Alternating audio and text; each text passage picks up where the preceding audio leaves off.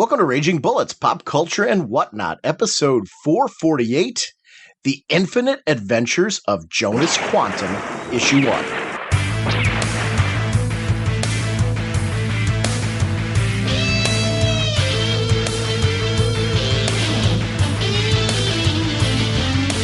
Welcome to Raging Bullets. I'm Sean Whalen, drnorge, and I'm joined as always by my co-host Jim, the sensei of the whatnot, the duke of you-know, the master of disaster, the elder statesman of the podcast, Segulin. The Ayatollah of rock and rolla. How's it going, eh? the infant of the podcast. Yes. It was so funny. Before we started recording, Jim kept trying to say infinite. And he was helping me out, so I'm throwing him under the bus right now, which tells what kind of friend I am. Because we were getting ready to do the recording for this episode and realized we hadn't done one of these pop culture and whatnot things in a while. And he was trying to get the title right, so I made sure I got it right.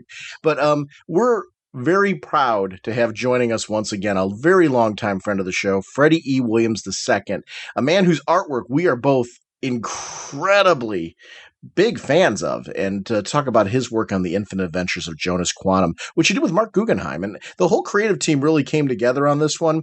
So it's an opportunity to talk about something that we both really enjoyed and are passionate about. So without further ado, let's jump into the show. We are proud members of the Comics Podcast Network, the League of Comic Book Podcasts, and the InfiniteComics.com podcast partnership. Jim, we are sponsored, as always, by DCBService.com and InStockTrades.com. Can you please tell us what's going on at DCBService.com? Oh, you know me, and I love the bundles, and DCBS loves the bundles as well. We got some great Vertigo stuff, but I tell you, I am excited for the Robin War bundle. Robin War number 1. Grayson 15, Detective Comics 47, We Are Robin 7, Robin Son of Batman 7, Gotham Academy 13, Red Hood Arsenal number 7, and Teen Titans number 15. All of this is 50% off. DCBS price is $14.92. Thank you, thank you, thank you, DCBS. Over at InStockTrades.com, I want to shout out, they have the Convergence hardcover available now. It's one part of the deals of the week. It's 50% off, only $14.99. I'm inventing new words. Crisis on Infinite Earths Deluxe Edition hardcovers, 50% off, only $24.99. Going to some of my favorites, though. I don't know if you ever read this one, Jim. Growing up, I was a big fan of Marvel Superheroes Contest of Champions. They've got that at 50% off. It's only $3.99. I mean, how can you beat that deal? Are you reading the Star Wars comics at all, Jim? The new ones? Yeah, I picked up a couple. Okay. They have the Darth Vader trade paperback volume 1 is 50% off, only $9.99. The Star Wars, the main title, trade paperback volume 1 is 50% off, also only $9.99. But they've also got the two different versions of the Star Wars Marvel years, the Star Wars series we grew up with as kids. Omnibus Volume 3, 50% off, only $62.50. I'm Star Wars happy right now, so I wanted to shout those out just because, especially in the Contest of Champions, it's really going back to my childhood, and it's cool to see that stuff being collected. But those are all part of their amazing, as always, deals of the week over at InStockTrades.com. Jim, on this episode, we are joined by Freddie E. Williams II, but what kind of a podcast are we? Well, Pop Culture and Whatnot, a division of Raging Bullets, is a spoiler podcast. We go in-depth into plotline, story twists, and whatnot of the Infinite Adventures of Jonas Quantum. So, if you haven't read the book, what are you waiting for? Go pick it up, ask your local comic shop, or go online. It is available digitally. Read it, enjoy it, and then listen to the show. This way, you will better enjoy the show. The digitally available Infinite Adventures of Jonas Quantum. I'm really excited to talk about this book and to have Freddie back. So without further ado, let's talk some comics. Through the magic alchemy of nature's most awesome sources of energy, Ray Palmer, atomic physicist, becomes the atom.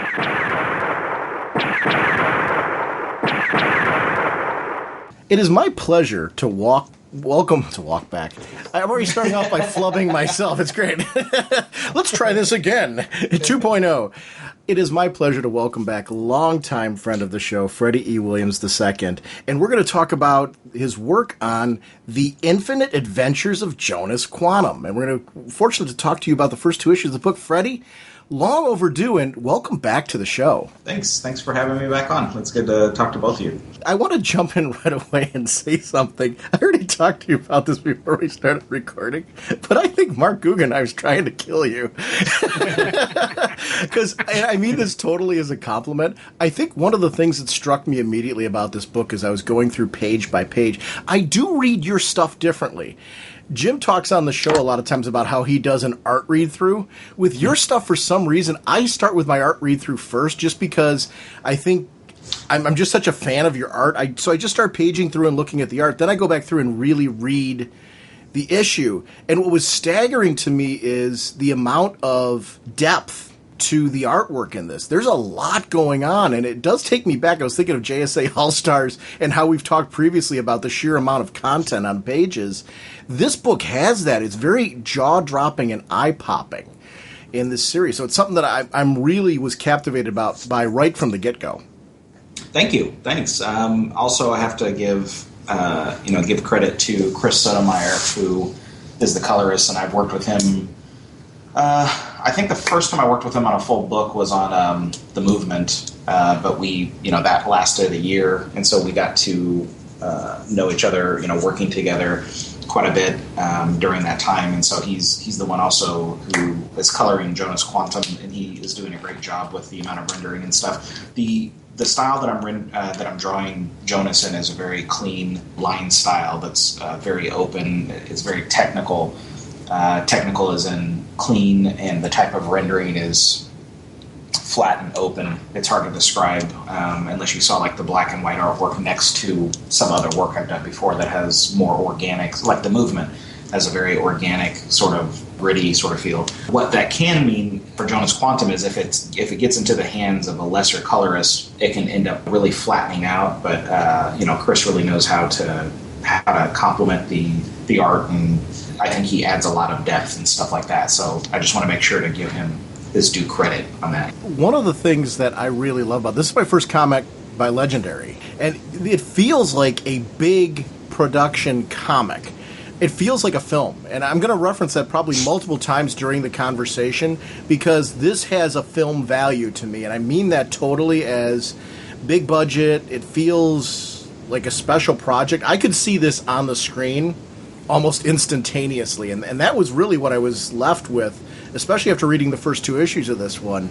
I was like, wow, this feels like it tailor-made to be a movie, especially with the Bond film opening, and I mean that like it drops you right into the action, leaves you with who are these people and where is this going, and then starts to reveal the rest of that gradually, and I loved that. I loved the pop right from the get-go in this one. Cool. Yeah. If anyone who's listening to this is not familiar with who Mark Guggenheim is, he's probably one of the hottest writers right now, but he's been writing great stuff for years. Currently, he's the executive producer and head writer on the Arrow TV show. He wrote something late last year when we were first talking about this stuff and first getting together scripts and stuff, because we've been in production on this for quite a while. I'm almost done with the 6th issue at this point. Mark had done some stuff on the X-Men. I think he recently he's done like a Daredevil book or something, and he's doing, I think, 2 other creator-owned books, and he's helping recently, I'm not sure what the pilot is, but he's involved with the production and writing of another pilot. He was on location recently. It was just like a really fast thing that he emailed to me, but the point is that he really knows his stuff. He's experimental with the comic book format, but just in general with storytelling, he knows how to hook the reader and then pull them in and keep it interesting for them, because not every writer is good at that. Myself, whenever I'm writing something, I find it hard to really hook somebody, or if I find a really good hook, because sometimes it just occurs to you, it's hard to keep it fresh and to really keep the reader by the lapels, like interested and drawn in. But there's been several times where Mark has sent me a partial script in the email, and I read it, and I'm dying to see what happens next. And I think that's a really good sign that I'm that interested, even though I know kind of like the overall direction of the story and stuff. So yeah, the bigness of it is, I think part of it is that Mark has a very good sense of that sort of thing, to try to bring high concepts or big action type things right away, drops you in the middle of the action, and then fills in the periphery, and then I'm trying to do the same thing visually, trying to make sure I'm giving a lot of scope to so that it's not just all close-ups and hard to understand or something. With this book, one of the things I really liked about it was how this had that solid art and story feel where you could really see you guys were meshed together, and it wasn't just a cool story being told or just a cool visual stuff. They had that you have this great synergy going through it, and a lot of times we've seen with a lot of some of our top teams have always had that feel where it's not just a cool story being told or a cool look to it. You had a great meshing to that. And the opening page, have you ever been to London? No. Because that street you drew, I've seen that street. Because I remember when I one of my Italy trips, my brother took a side trip we met him in England, and there's a street that I'm looking at that I'm like, oh my God, Freddie must have been there because that looks like the street. I don't know the name of it, but it is a famous street in London, and it was like, I'm sitting there staring at it going, that's it. Wow. And that was like something that amazed me. So I loved that opening scene because it looked very real and valid to me. Great, thanks. I know that in the script, Mark was specific. I don't remember him saying what specific street that I was supposed to be drawing or anything, but he, in the dialogue, Jonas and Eve, which Eve is Jonas's companion, are talking about this specific football-shaped building, and he had the address to it and all this stuff. So I hope that I drew the correct street nearby. I drew the street that I drew was near the proper landmarks and that sort of thing. I know that whenever I first got the script for this, I did a lot of research. I even contacted, there was this company that I found online that had done a 3D modeling of London for some sort of street planning, and I got a hold of them to see if I could gain access, either purchase or rent or get them to render out a couple of different shots for me of different street scenes, basically from different perspectives or something. It didn't end up working out, but the point was that that Mark was very specific in the geography of where it was all taking place. So I'm a little foggy on the details, but I hope I drew the proper street from the right location. No, that street is way across town. There's no way you'd see that monster from that vantage, From what I'm remembering from my trip, this is, you got this spot on. Because it's when I opened up, that was the first thought I had in my head was, holy crud, Freddie must have been to London, because there's some famous toy store that's right there. Because the reason I know that street is because we took my nieces and my nephew to that store, and and me too as well, playing in it. It's this famous multi-level, big, massive mega store that my brother's like, oh, you got to see this place. So I don't know the name of it, but it's right there. Where you drew it in. You got the one building that's got at the very end of the street. It's got that how it's kind of angled with and I'm looking at it going, that's that building. That's how that street looks. So you got this spot on, dude. Thanks. Yeah, there's some chance I've been talking briefly, or I emailed briefly with a London Comic-Con organizer. So there's some chance that I might end up going there, but just not yet. What Jim's not telling you is he doesn't actually have nieces and nephews. He just went to the toy store on his own. Yeah, that's his cover story. Yeah. We went to the big toy store, and I played on it and got kicked out until I said I had a niece and nephew there. Right. Now, that reminds me, when actually it was, when we were talking before you started recording, we were talking about the World According to Thor book, that during that time that this is all integrated in my mind together, the Australian artists that we had visited down in Australia, then a little while later came back up to, they stayed with us in Missouri. Then we all went to New York together for the convention there. This was last year. We did so much walking, but we went to several of there's a Disney store and a video, a Nintendo store, and some other type of toy store that's in Times Square or near that. Most of the stuff is geared towards kids. In other words, as much as we gave you a hard time just now, Jim, I'm letting you off the hook. We did all the same stuff. Went in there and actually Kiki and I just had a Disney day a couple days ago where we watched I don't know, over the course of, I guess it was 2 days, watched like 8 or 9, animated movies and stuff like that. So yeah, you're never too old to enjoy that stuff. Well, I've got the Infinity game, so I'm a huge Disney junkie. Actually, It's right up my alley. And actually, I really was joking with Jim because I'd probably be the first one in the toy store and the last one to leave. Kiki got all the Skylanders when they first came out, and then when there was some additional like Skylanders that came out, and she found out that they would not be something about that they wouldn't be compatible, or the old ones aren't compatible with the new ones, or the new ones aren't compatible with the old stand. It was something like that.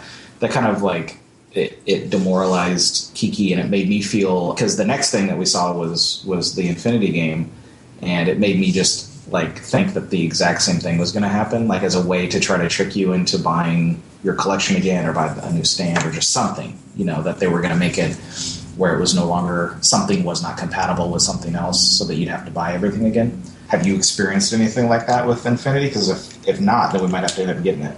Being honest, the third one's the first game that I've played. This is the one that incorporated the Star Wars characters too. Okay. So I haven't had that issue, but I do know that the older characters, the 1.0 and the 2.0 characters, do work with this. Okay. But the way it works is like certain levels are Star Wars only, where along the way in the level you'll unlock the ability to incorporate more of the Star Wars characters into it. But they have this toy box mode where you can use it with any character from 1.0, 2.0, or 3.0. And what does that mean? Is it non-story specific? You just go in there and kind of goof around or something? Or? No, there's a story in there. It's called Toy Box Takeover, and in it you can use any characters from any of the lines. So you can put Marvel characters in there, Disney characters in there. You basically pick a main one to put on the stand, and if that one dies, you put on a different character. You have to, for a certain time, leave that one supposedly on the shelf and put in a different one. So you can use any of the characters in your set. I haven't tried using the older characters yet because this was my first game. So most of them that I have some Star Wars characters. I have some of the Disney ones from like my favorite Disney movies. Like I have a Mulan, I have a Mickey Mouse, the typical, and some from the Inside Out movie. Supposedly the other ones are supposed to work with this. You just can't. These don't work with the older ones. Like I can't put this in a 2.0 game. Any of these characters. But I can use the older ones with this version. Okay. You might have to get a commission on this sale, because if we can get basically, because if nothing else, just the figurines look cool, we might have to get it. The whole Skylander thing, it turned me right off of it, that somehow the old ones weren't compatible with the new one or something. It was something like that, and to me it just seemed like more of a money-making scheme than the whole thing is anyway. Like I'm all for right. selling the games and all the different figurines independently and all that other stuff, but it was bothersome to me that it seemed like it was the next level. It was taking more advantage. Whatever. No, to me, you're right. The premise should be that, and we get on a tangent, but the premise to me should be that if I start getting invested in building up these characters in the game, I want to be able to take them to the next game. So I know there's going to be an Infinity 4.0 because these seem to be very successful for them. I like this game enough that I would buy the next one. It would disenfranchise me if I can't use these characters that I've already built up in that game. Yeah, it sounds like if they're already going back, if they're making it where it's compatible 1.0 all the way up to 3, that sounds like they're trying to build it so that you can always use all of them. That's cool.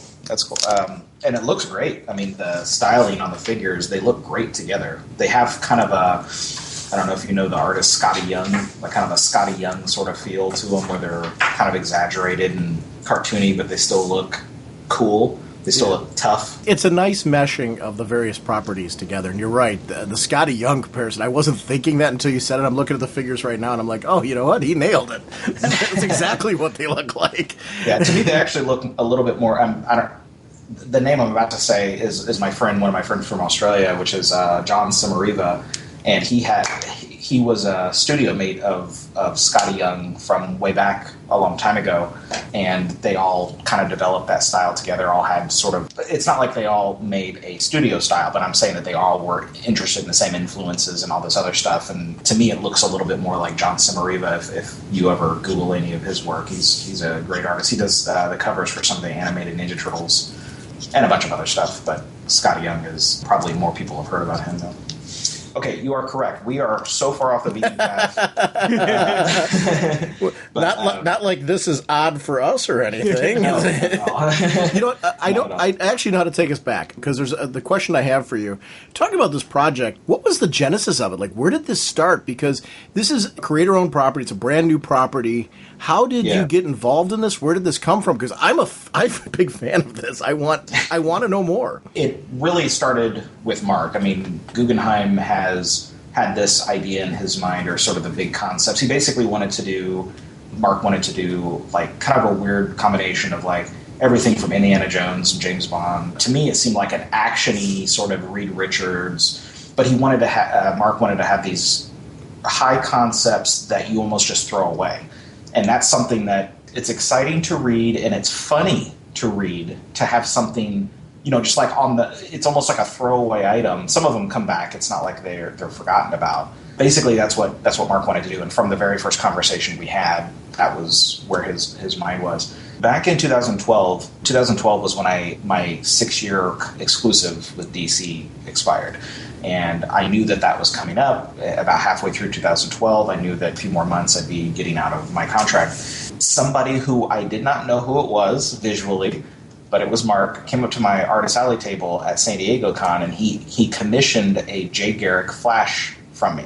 I was taking out his information. I mean, we're being friendly and stuff, but he didn't say, "Hi, I'm Mark Guggenheim," because I recognized his name. I had emailed with him and worked with him, but I hadn't, seen him. And when I was filling out my little commission sheet, and when we got to, I was like, "Okay, what's your name?" And he said, "Mark." So I wrote down Mark, because I hardly ever ask last names or anything like that, because I'm really good with faces. I recognize people visually, but I'm not real good with names. So it's usually, as long as I have their face in my mind and their first name, I'm good. And then he said under his breath a little like, "Guggenheim?" And and I was like, "Oh, Mark." I did the commission form. He came by to pick it up the next day. He loved it. We started talking. He just, we were just chit-chatting and saying, "Yeah, it was really fun when we worked together and stuff." I had no idea what he was working on. But he mentioned to me, "Yeah, man, if you're ever wanting to do like a creator-owned thing or something, let me know." Because I had told him, just in our conversation, I'm about to get out of my exclusive and I don't know what I'm going to do next and all this stuff. I thought, "Oh, that's cool." So I filed it away in my mind, and every few months or something, we would chit-chat. But it was, from my perspective, it was kind of like just in between working on other projects, it would kind of pop into my mind, what's the next thing I'm about to work on? Like, one project's about to end, I'm about to start on something else. What about that creator-owned thing? And then I'd shoot him an email and we'd talk, and then another project would fall in my lap, and then that would kind of put it on hold. So I know that's very long-winded, but that basically gave us like the groundwork of at least the intent of wanting to work together. But it was, let's see, I'm not sure exactly when I started pursuing it. As far as, I guess it doesn't have to be real detailed. I'm trying to stitch together a timeline as if I'm filling out a police report. But it was 5 o'clock at night. No, but I'm jotting this down like it's a police report. So keep going. Right. Your whole story is full of holes. No, but basically about a year and a half ago, we started talking about, if we're not trying to get it together, the project together ended up being Jonas Quantum. We're not trying to get it together for publication right now, but when and if we do work together, what are some of the concepts that we wanted to do? And we talked about 2 or 3 different ideas. This was just in sometimes with text and sometimes with email. He was like, "Yeah, I've got this," and then eventually on the phone, I think he wanted to just throw out some of the concepts, but without having to type it all out, because it's a lot to try to communicate in text. But he just asked. He was actually on set on the Arrow TV show, and I just got through drawing Green Arrow. It was like a weird vibe. It's not like we were doing anything together with Green Arrow, but weird coincidence, I guess, not vibe. To me, as soon as he started talking about some of the higher science concepts, I've always been a sci-fi fan. I love that sort of stuff, what you might consider fourth dimensional thinking, to paraphrase, or to try to make a bastardization of Doc Brown's quote. As soon as he started talking about it, I was very much clicking on the same wavelength. It's basically action adventure that has science overtones, but you're in a world where this is the smartest man who's ever been born. So we were even talking about how building skylines would look different and stuff. We were just talking about all these concepts like how things would become less and less recognizable the older this guy is in the world, unless depending on what he focused on. So what I mean by that is, imagine if super beings really existed in this world, in our world, how much that would start changing everything. If the first superhero started today, if Superman landed today or something, if you jumped ahead 50 years, the world potentially would be unrecognizable, or 100 years for sure. So anyway, basically Jonas Quantum he's like a combination of, he's definitely the smartest man alive or who's ever been born.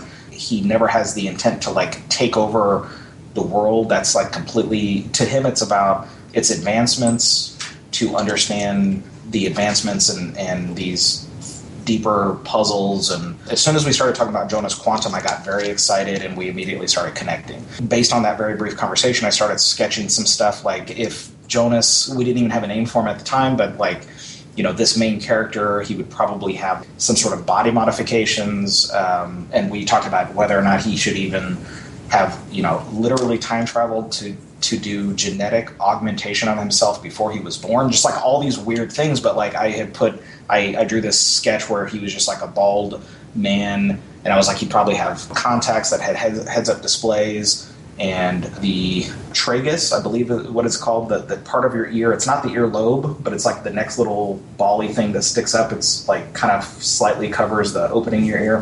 That part would be pierced for him to have like earbuds always in his ear, because it's not like it's not a genetic modification, it's not a bionic modification, but it makes sense. It's just a piercing, and the same thing with the little lip stud that's for a microphone.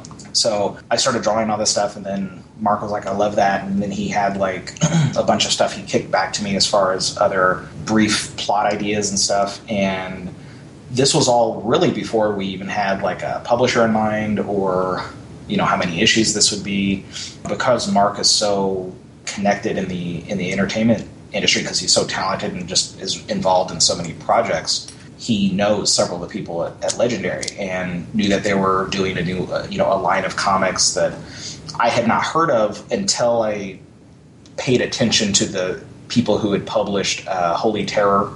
That's a Frank Miller book that he originally wanted to as Batman. And then I think the book is called Annihilation or Annihilator. It's a Grant Morrison, Fraser Irving book that I had heard about, but I didn't know who was. I just assumed it was a DC book, like a Vertigo book. And then I saw that it was going to be Legendary instead. So it basically all came together.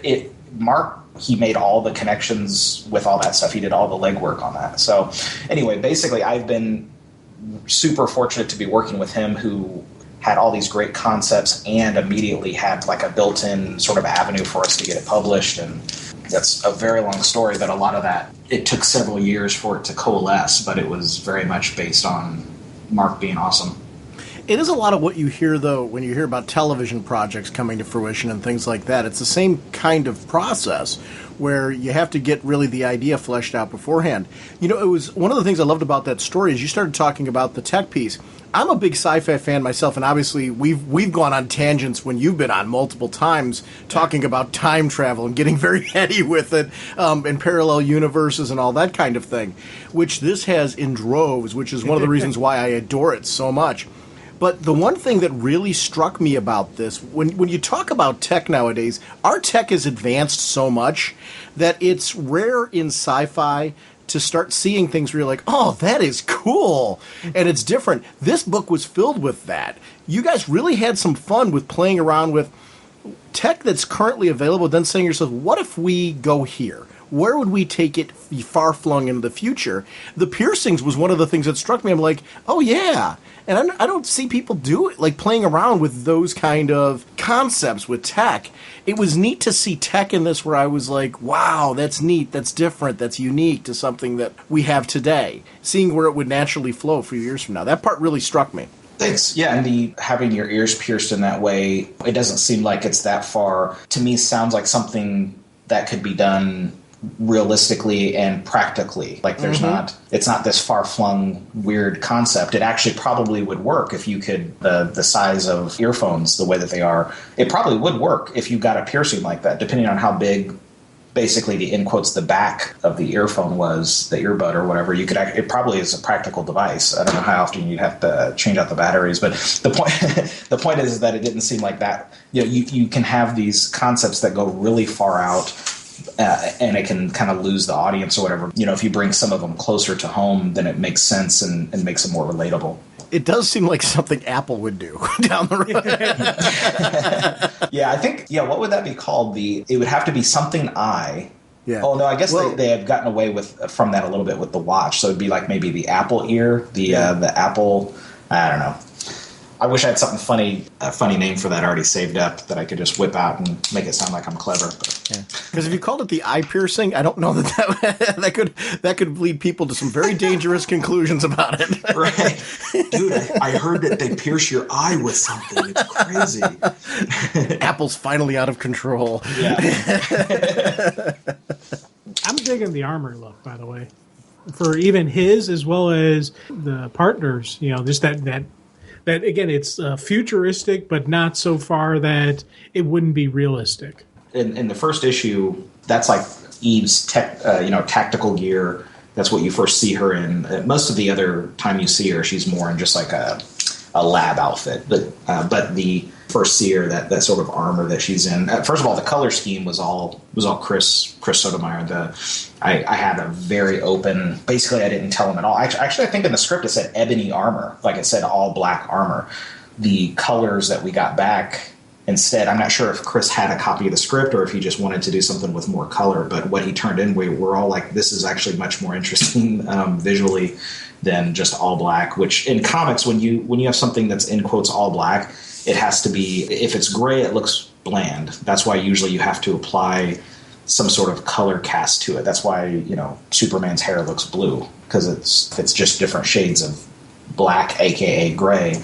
It just looks kind of weird, looks kind of boring. So, but the design for Jonas's suit is based on a, what is it called, high altitude pressure suit or something. At least part of it, like that weird sort of like rippled ribbing on his right side of his neck down his shoulder. Mm-hmm. That's like real. I don't know what that's about, but that's like a real thing that high pressure suits, or like the predecessors to like the astronaut suits, or like even some of their training suits, like when the US government was putting like people into balloons that would go really high and stuff like that to test pressure suits, like that's what they looked like. Not his whole suit, but like that part of it. And then I figured he'd have this monitor wiring sort of stuff for vitals and other things that who knows what it's for, just kind of all over his body. But that weird ribbing stuff that gave me, and then I was reminded that I have seen that in the first episode of The Twilight Zone, the pilot episode, where the guy's running around in a town and he's an astronaut in a simulation and he's started to lose his mind. I don't know if you guys know what I'm talking about. Mm-hmm. But the suit that he's in has that same sort of weird ribbing on it. So anyway, that's where that came from. I love the amount of sci-fi references you're throwing out, because this covers a lot of ground for me. It sounds like we could have had very similar viewing parties of programs that we enjoy watching, because I love that this incorporates so many different aspects of what I think is just really great sci-fi. I'm looking at the artwork in particular. I'm looking at that London page still, where what Jim was talking about. The monster really struck me with awe. I don't know how you put all the detail into this issue that you did. I'm following you on Facebook and Twitter, and one of the things I really love about you is you spend a lot of time posting up artwork in various levels of completion, kind of showing us like your process, mm-hmm. Even stuff where you're like, hey, this is just kind of a warm up and things. I love that you do that, because for me as a fan, you're sharing with me your growth as an artist, and knowing you for as long as we have now, and knowing like the Freddie that we first met through to today, I think it's one of the things I really enjoy about the artistic nature of this medium is just watching. I loved you before. If you'd stayed like that, I would have been so totally thrilled, because I was already digging it. What I really enjoy about you is enjoying like your experimentation and seeing how you grow. And this is another example, this book, feels like really cool experimentation. Like, it's got all of the Freddie hallmarks that I love, but it's also like, wow, you really... Because I'm looking at that monster, I'm just like blown away by the shifts in coming in close with the camera, pulling out at different scenes to show me the sense of scale. And I really loved the use of camera angles in this, but also the sheer amount of detail. That had to have taken you a mind-blowing amount of time, and it really struck me as a fan as something special to be able to see the background details along with the scope of the monster.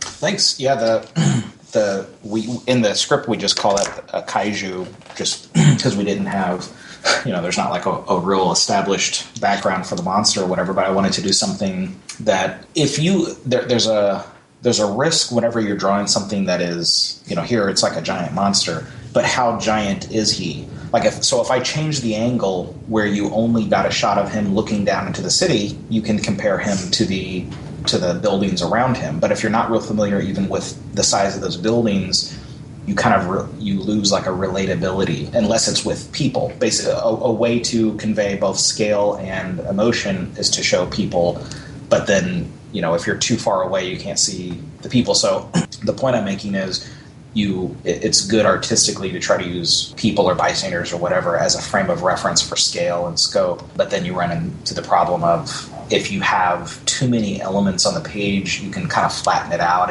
It would be like if you were trying to draw a airplane flying overhead. How big is the airplane? You don't necessarily want to put a person in the foreground and then you see the plane in the background, but you also need to see the newspaper that the guy on the airplane is reading. It's like if you just try to put in too much scope, it's going to flatten it out, or it's just going to be a confusing mess. That's the real challenge. And one way to do that is to just try to put as many recognizable things relatable on one level, and then as you get further back in quotes in that shot, that double page spread, you've got like buildings that are in the foreground and their windows are very large. And then as you go really far away, you can see just how small those windows get.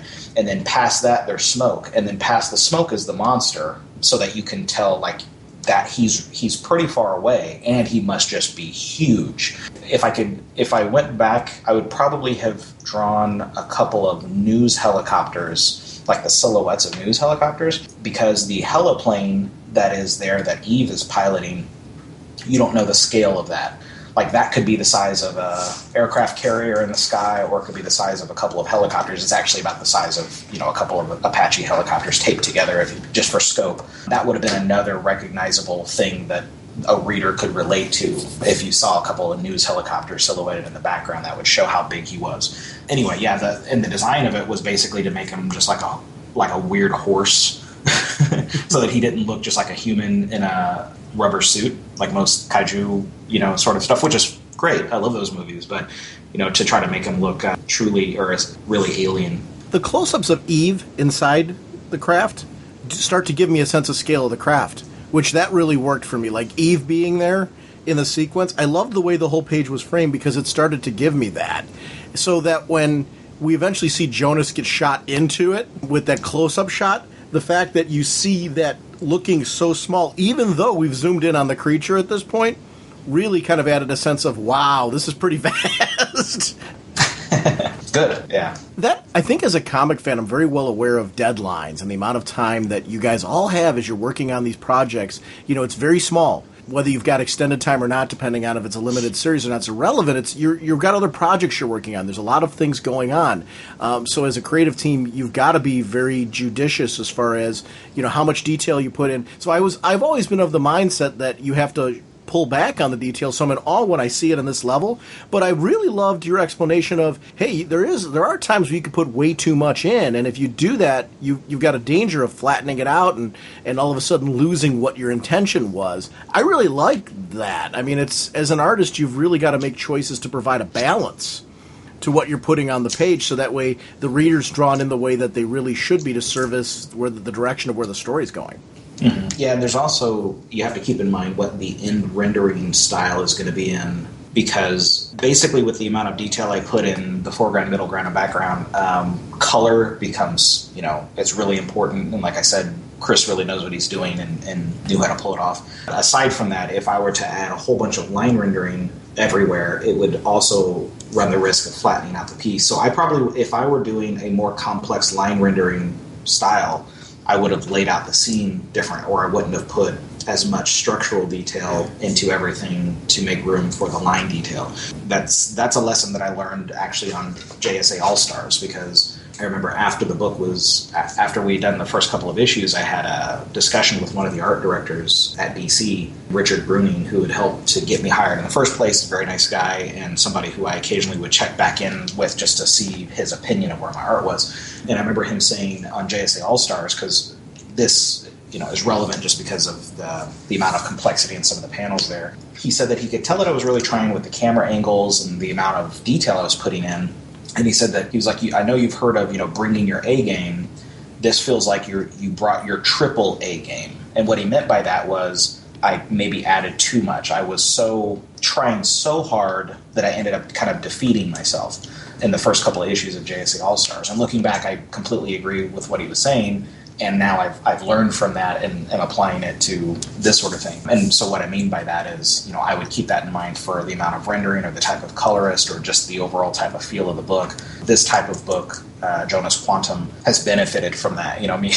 Me going overboard on previous books, you kind of have to pick your battles. If you go too crazy on every level, it just flattens it all out. It would be like if you played every instrument as loud and as fast as you could and then put it together into a song. It would just sound like a muddled mess. And visually, you can kind of do the same thing. So you have to learn where to pull back to draw emphasis. The flow of this really worked for me. I'm even looking at. I'm back at that page, Day One Born, and I do encourage people, if you've read this issue only once, go back and read it again, because pages like that, if you don't know the premise of the story right away when you start reading Jonas Quantum. So I caught right away that, okay, this kid learned speech in the beginning, and the mother's reaction I thought was priceless. I really loved seeing, that you have this really, the first 4 panels of this like pretty normal moment of a childbirth, and you're looking at this beautiful piece kind of unfolding, but then the punchlines at the end where he starts off right away, "Mommy," and master speech, which was pretty remarkable the first read through. But when you understand that, like, the rest of the story is marking landmark achievements of his through what we see happening real time, sort of, to flashbacks to pivotal moments in his life, like when he references financial gain and things like that. I love that we got to see in this moment, the second time through, the story reads differently for me, and in a very rich way, because I know where it's going with him. So I do encourage people to go back and read this through again. I loved reading it through the second time. I felt like it took a different lens.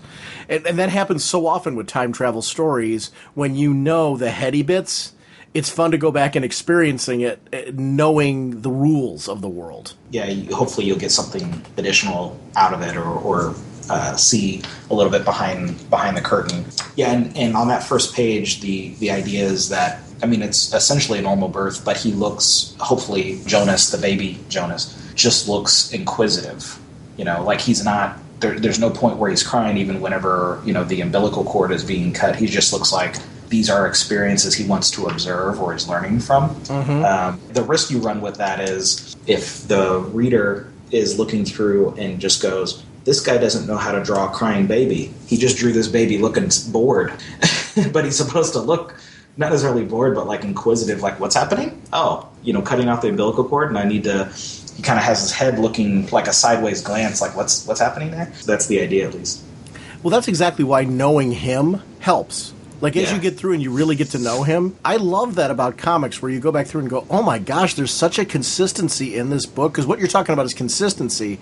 We start right from page 1. This isn't who... the adult that we're featuring in this book was this kid first. It's nice to get to know him and go back through and experience his life from a different lens once you really have a handle on who he is. It's cool. Thanks. Yeah, I digged day 12,995, cured death. and the thing I loved about this page was there were no words. This was a pure art page, and starting up, he's laying in bed, and you do that close-up of his eyes, and you really just see him, okay, something's going on there. So he gets out of bed, and he sits down, and he's sitting at the counter like, okay, what's he doing? And then cure death. Oh, okay. I think we can all relate to that, right? Yeah, Where yeah. you're up late one night, you can't really sleep, and so you cure death. That's just something you do. But to me, I think, and I don't know for sure if this is where Mark got this from, but I think a lot of people who work in creative jobs will experience this. For some, you just kind of go in waves or in cycles of, for a while, you're in execution mode. You're just, you know what you need to do. Like I'm currently in that mode. You have a clear, you've established the roadmap, and now you just need to execute that. But at some point, you eventually come around to a creative mindset where usually you hope that it's whenever you're at the beginning of the project and everybody's brainstorming ideas and that sort of thing, and then it turns into the roadmap, and then you have to execute it. But there are times where you're trying to sleep and you're not curing death, but your mind is just racing with all these ideas of current, what you can do with current projects or how you can execute other things. Believe it or not, this happened a lot to me whenever I was working, the first year I was working for DC, which I'm coming up on 10 years now, which is really weird. I started in October of 2005, and it's almost exactly 10 years later, 2015. But that year where I was getting almost no sleep, there would be times where you're almost tortured with having inspiration. Like you're just exhausted and you want to go to sleep, but then you have this flood of ideas that you're faced with, either waking up and running the risk of getting even less sleep because you'll get into this creative mode, or run the risk of losing the ideas. And I try to always err on the side of I'd rather get less sleep and just document anything I'm thinking. That way it can come in handy later. But anyway, that's basically that's one of the drawbacks of having an active mind. If you were the smartest man to ever be born, you'd probably have a lot of these nights, where you've had something on the sub-processor in your mind, and then suddenly it pops up, and for him it's curing death. He was unable to sleep that night, and that's the kind of stuff that happens to a super genius. This started off very much like an action movie to me, and then turned out to be like an adventure exploration.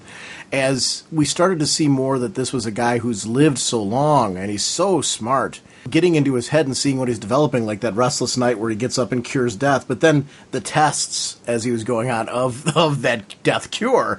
That aspect of it really, this book contains a lot. It did start off with I used the James Bond reference in the beginning. It started off very adventure movie, and I'm like, wow, action movie. This is really cool.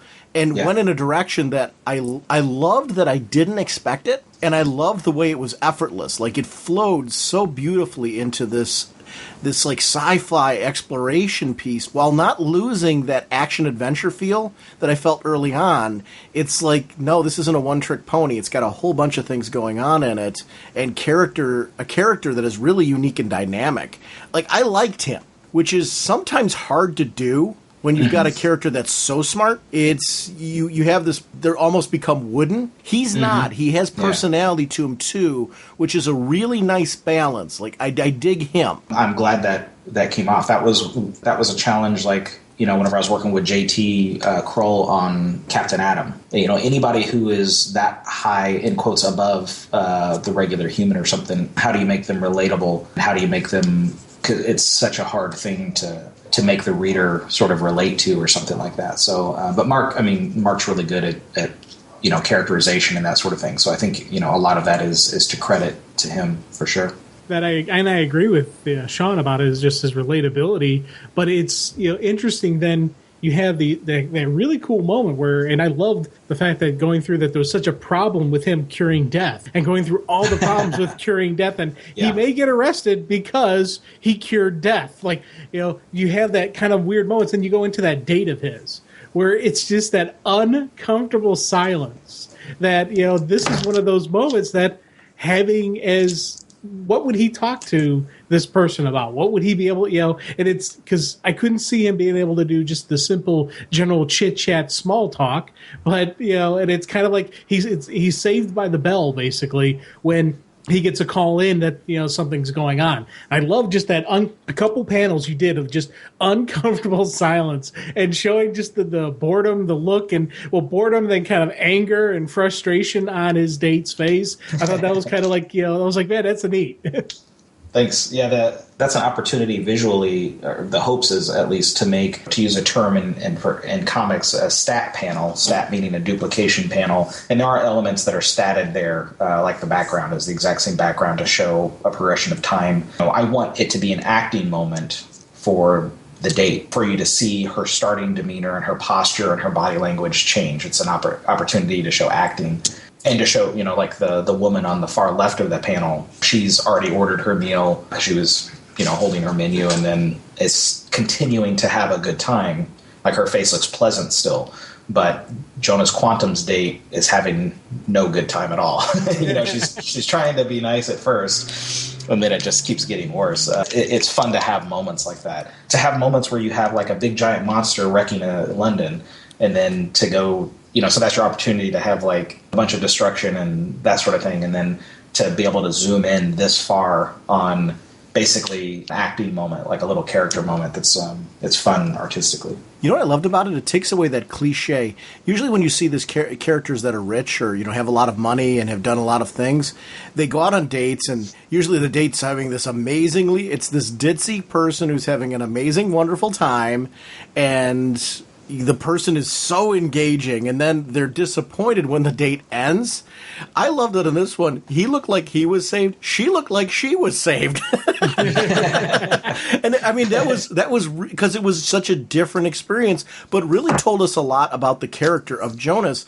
That's where I related to him, because I tend to be, when I first meet people, a little bit more shy and awkward. And as I get to know people, I start to relax and open up a bit and things like that. I mean, on dates, it's kind of I'm always nervous, and I'm like, am I going to say enough, or am I going to say the wrong thing, or I'm going to be, and I mean, I think that part was where I'm like, wow, what a really human guy. Like, he's very smart, he knows so much, but because of that, he knows he's great over here, but when it comes to this, doesn't get it. Yeah. His brain power is all consumed with tech lab stuff. So relating to somebody, and I think most people who are into comic books and geek culture, maybe, before it became more mainstream or whatever, can probably relate to that, because it's like your brain kind of gets caught up in that, and that's where it lives so much that whenever you go out into a real world situation, it's hard to adjust again. Hey, I've had times at work when I go full geek, and someone will just make a simple comment about, Superman or Batman or upcoming movies or something, and I'll just start going, and I'll hold on, sorry, went full geek there, and you got to catch yourself, and you got to back off a little bit, and it's, and again, it's that single mind focus, but with this guy, he's single mind focused on everything. He knows something about everything, and he probably has mastered everything, and I think that kind of makes it very interesting that we're getting this super intelligent, but also, super physically fit. He's not just the brainiac. He's not just the power guy. He's not just the guy with the cool toys. He's all the above combined into one. And having that dynamic and keeping that dynamic and keeping him relatable has got to be a challenge. And I think that's something that I'm enjoying about this, that I'm still connected to this guy and he's still very relatable to me. Thanks. Yeah, I think there was an interview I read with Mark where somebody said the thrust of this story is more sci-fi, although there's superhero elements, and somebody, the interviewer, had basically asked him, but Jonas looks like a superhero, like the size of him. And Mark, as a throwaway way to diffuse that question or that observation, was he's probably invented a pill that makes him look that way. Like, basically that's probably true. He's invented some sort of super protein pill that makes your muscles huge or something like that. I don't know. But I just wanted to draw like a big guy, and also it would bring him up to, physical tasks that, more adventure-y sort of stuff that happens in the story. See, and that's what made sense to me, that he was very physically fit. He had that decathlete athleticism to him, because that would make sense for this guy. He is this adventurer. He handles these big things. He couldn't be a pencil-necked, little tiny geek guy. He had to have that physical, because and you think about it, that's healthy. That's, he's not overly, gigantic where he's unhealthy. This is a physically fit specimen. I liked his body proportions just because of the action side of it, but also just the, what he does. And if he is so smart, he would know, hey, I need to take care of myself. I need to, the body's a temple type of mindset.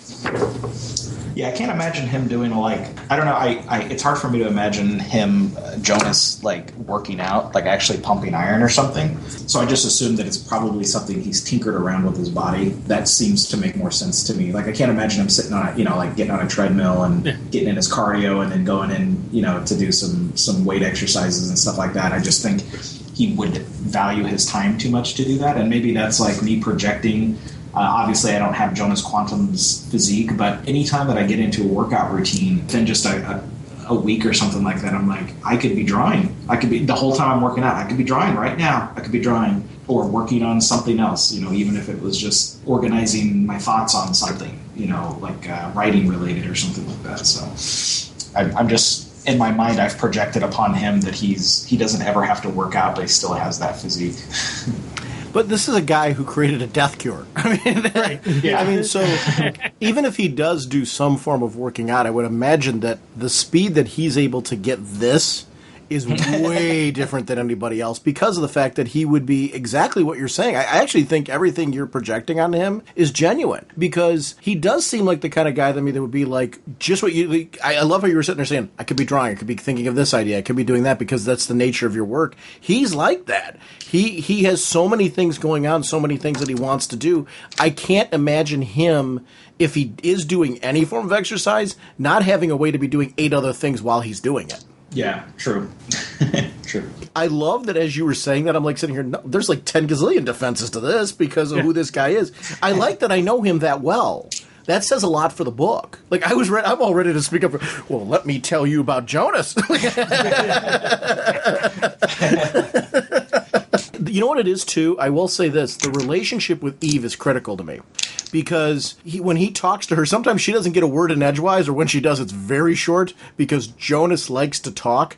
I do like that about him. We saw him on the awkward date where he wasn't saying much of anything, but when he's in his element, you can't shut him up. And Eve's trying to get in a word here, a word there, and things like that to kind of clarify her position. He's rattling off his own thoughts because he's just expressive that way, which I think it makes him pretty unique in that position. Because I'm a big fan of Solar Man of the Atom. Obviously, I was a big fan of Captain Atom when you did that. I love Dr. Manhattan. I love these characters that are very smart because they're a different sort of storytelling. I love the Vision at Marvel. He's another character that a lot of times they do him very robotic, and I like the difference of interactions with people, with characters like that aren't as connected emotionally. What's different with Jonas is he's very expressive when he does start talking, when he's comfortable, when he's in that comfort zone. And when the lab was broken into, how did it happen? I don't know. It's impossible to get into. I know. I designed it to be impossible to get into. I know what you're describing is impossible. Look at my face, Jonas. Do I strike you as unconcerned? That whole exchange right there, it starts to add this personality to the whole thing. And that's where Eve's pretty critical. And the fact that these two have been together for so long is pretty critical to the story because in those beats, I'm just sitting here. It started to come to life for me. And I started to see this being a motion piece. Where I started hearing the characters talking, I started to seeing the characters move. It goes to, when you were talking about flat earlier, I'm this is the farthest thing from flat to me because it started to come to life as I was enjoying it. And that's really important to me in comics, is for it all of a sudden automatically becomes three-dimensional, and I see things in between panels that aren't happening because the story has already taken me there. Oh, good. Yeah, great. That's the desire of, any storyteller really is to make it engaging and give a rapport, and there's a lot of sort of formulas that you have to apply artistically and in story structure and all this stuff, but what it comes down to, and that can sound very cold and mechanical if I were to explain it, like when I was showing the kaiju monster and how there's a formula there's all these things that go into it that you have to apply, kind of like a mathematical formula, this plus this plus this equals this effect. And it's the same way with storytelling, but what it comes down to is it has to be relatable and enjoyable to the reader, connecting on a human level. Math is no longer the driving force of it. It's no longer scientific, this formula you apply. I'm looking at right now that same sequence, the entry into the vault. I'm a big Star Trek fan with the transporter. But I also loved in like Batman when he, I've got the bust, the Shakespeare bust that looks like the one from the house, and I actually use it to run my mixer for the podcast. I'll flip it on whenever it gets me kind of in the right mindset. But I love like unique ways of either getting into places or transporting. That's a sci-fi thing that I've always enjoyed. I loved the scale of like we start off with this really small thing as an entryway to get into this little pocket of the vault. But it gradually grows, and we see then the blinding light of them being pulled in. Then they're, like, floating. That part was, like, where you start seeing them and, like, kind of, like, floating around and all that. It just added this real sense of, wow, this is a very different place that they're in. And it just got me excited. I love that kind of stuff. And the pacing in this book is something that I really appreciate. In certain sections, things move very fast because they need to. In other sections, things are broken down by you guys in a way that just brings me and pulls me into it. Like, I felt like I was being pulled into the vault. That was cool. Oh, cool, yeah. And in that situation, storytelling-wise, we're spending, Jonas cures death on one page. And so that's like this huge concept, and we take up almost the same amount of real estate page-wise how this pocket dimension unfolds, how it pulls them in or whatever. So in a book, there's 24 pages in this book, which is 4 pages more than a normal DC comic or something. But time is still, or space is very limited in the comic, so you have to pick your battles with what you're going to indulge in. But we wanted to give a feeling of otherworldliness or sort of grandness to this important element of Jonas. This is something that he discovered. He didn't invent technically.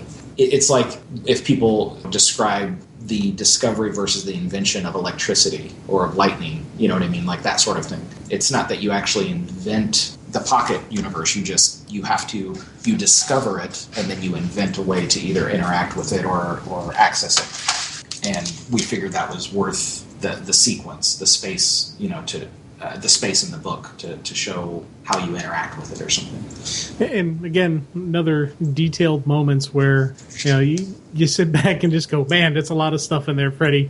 If you look the amount of time close, you spent. If you look really close, there's actually, I'm not sure if I have it on my screen, so let me see if it's not covered up. Hold on. There's an Easter egg in the background that I need to see if... Because the one looks like the Ark of the Covenant. Okay, yeah, there we go. Yeah, because that was the one thing I saw. I was like, is that the Ark of the Covenant? Yeah. Outstanding. Okay. I wasn't sure if that was visible or if it had been covered up with a word balloon, because there was an earlier version. The way that we've been working with this is like every time that the letterer would get back to us, the letterer is named Pat, but whenever he would get back to us, we would then go through a round of approvals. Initially, I thought it would be either not visible enough or something like that, but now I see that it's over towards the right. For some reason, I thought it was above them and that the word balloons and their current placement almost covered them up, but that can't be true now because I see how it's over to the right-hand side of the panel. So that page was when I was doing my art read-through. I took my time looking because I'm like, there's got to be something in there, and I saw that, and then over next to it looks like the one. At first, I was wondering if that was R2D2, because knowing you're a sci-fi guy, I'm like, because he kind of has that R2 look to him. I was like, I'm wondering if they're doing it, but they couldn't do an exact R2D2 because that is trademarked and all that. No, there's an atomic bomb in here, I know, and I'm trying to think of what else. A lot of it is just like pieces of weird stuff. There's like a jetpack. I don't know. No R2D2. Oh, okay. That would have been cool if I had included that. Where were you months ago whenever I was drawing this? Sorry. Well, next time, give me a call. Give me a holler. I'm trying to think of cool stuff to include in the background. Yeah, that's an example of maybe where you were saying like Mark was trying to kill me. There were several of these, and even as the series goes on or whatever, where Mark is just like, he'll actually write the script, and I think Freddie just quit the book. Like he would write something like that, and I think Freddie is going to hate me from now on, or something like that, because it would be this hard to conceptualize. Them entering the vault was a very difficult thing to conceptualize visually as well. That was actually one of the first things, other than a close-up of a very primitive version of Jonas's face with all the notes about the piercings and stuff like that. Me conceptualizing the opening of the vault was one of the first things that I drew. It was just like I needed to work on it in my sub-processes sub-processors very early to try to get what the hell am I going to draw here. So anyway, yeah, that's one of those shots.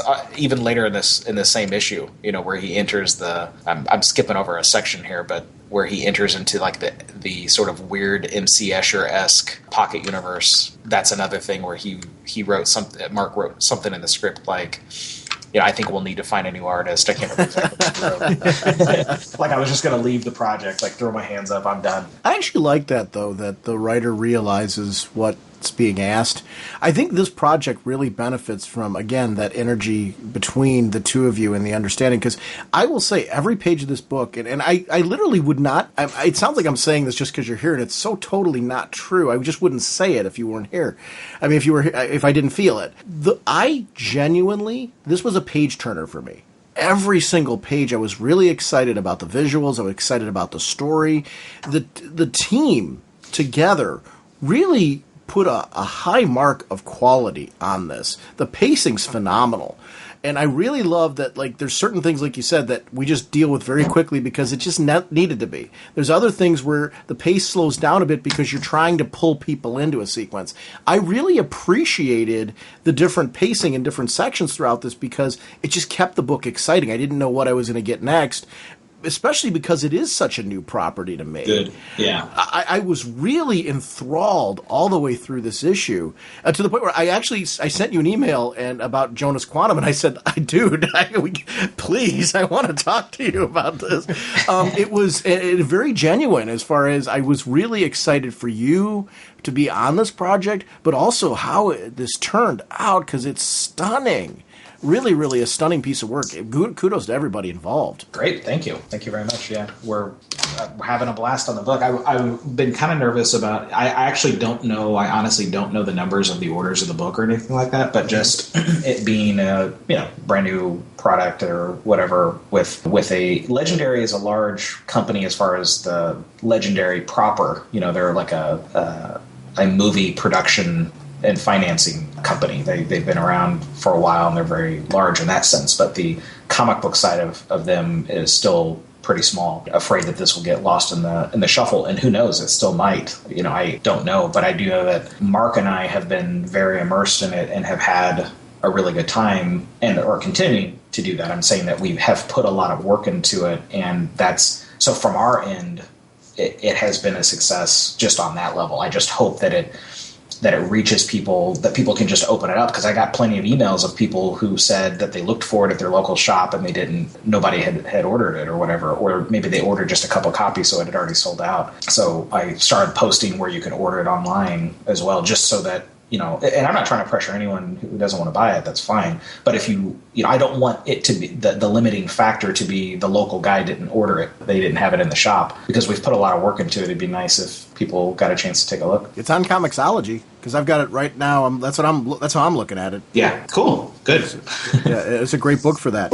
When you were talking about the word balloons and you didn't quite know where they were going to go as far as the Ark of the Covenant, that's something that I, as a reader, don't consider, that the team has to really keep a balance of, you want to put great artwork and get people eye-catching artwork in there, but you also have to leave space for the word balloons when there's when there's dialogue on the page. How do you account for that? How do you set up your format for because it's done so incredibly well in this that I really love. I get to see the gorgeous art pieces here.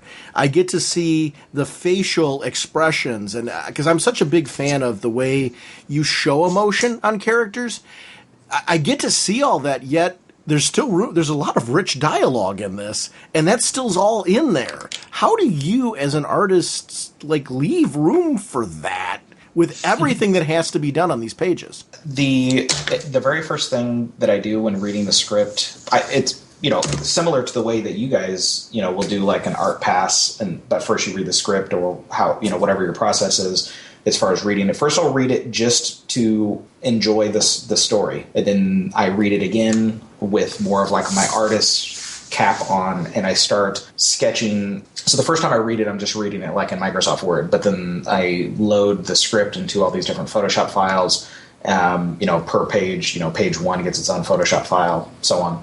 And whenever I read it the second time, I'm reading it as an artist, and if I have an idea, I don't make myself, but if I have an idea, I'll scribble it very small on a different layer right next to the panel description, and it's usually just like a really crude, badly drawn thing, but it indicates to me as a reminder of what I was thinking at the time, and I call that my scribble, and then the next time I reread it, I then make myself come up with a scribble for anything I didn't do the first time around, and then I blow all those up and kind of arrange them on the page in a really loose layout. But then the next time I go through, and I do this it's like I go through the book in this way over and over and over. And part of it is just so I can really load the information that's happening in the story all into the front of my mind. Because if you address one page at a time, like if I opened up the script, hadn't read any of it, and tried to come up with a rough for page 1, and then I read the page 2 for the first time and try to come up with a rough for it, it becomes very disjointed, and it's hard for you to get a full idea in your mind all at once. So, in other words, I try to really get to know the script, and the only way I know how to do that is just to keep reading through it over and over.